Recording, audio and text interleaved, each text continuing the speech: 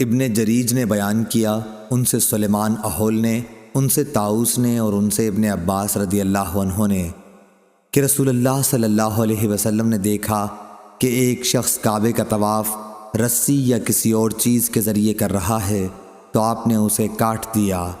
صحیح بخاری حدیث نمبر 1621۔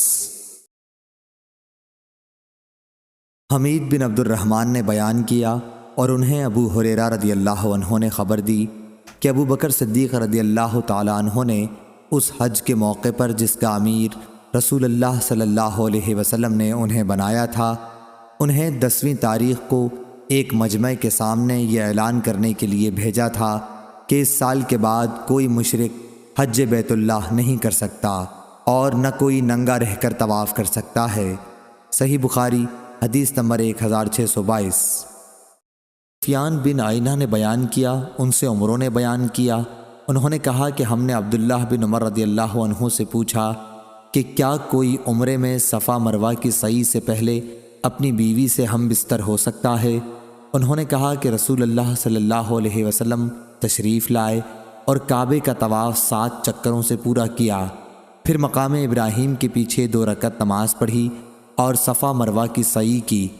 پھر عبداللہ بن عمر رضی اللہ عنہ نے فرمایا کہ تمہارے لیے رسول اللہ صلی اللہ علیہ وسلم کے طریقے میں بہترین نمونہ ہے۔ صحیح بخاری حدیث نمبر 1623۔ عمرو نے کہا کہ پھر میں نے جابر بن عبداللہ رضی اللہ عنہ سے اس کے متعلق معلوم کیا تو انہوں نے بتایا کہ صفا مروہ کی سعی سے پہلے اپنی بیوی کے قریب بھی نہ جائے۔ صحیح بخاری حدیث نمبر 1624۔ قریب نے عبداللہ بن عباس رضی اللہ عنہ سے خبر دی، انہوں نے کہا کہ رسول اللہ صلی اللہ علیہ وسلم مکہ تشریف لائے اور 7 چکروں کے ساتھ طواف کیا، پھر صفا مروہ کی سعی کی۔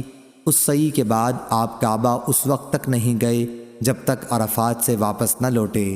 صحیح بخاری حدیث نمبر 1625۔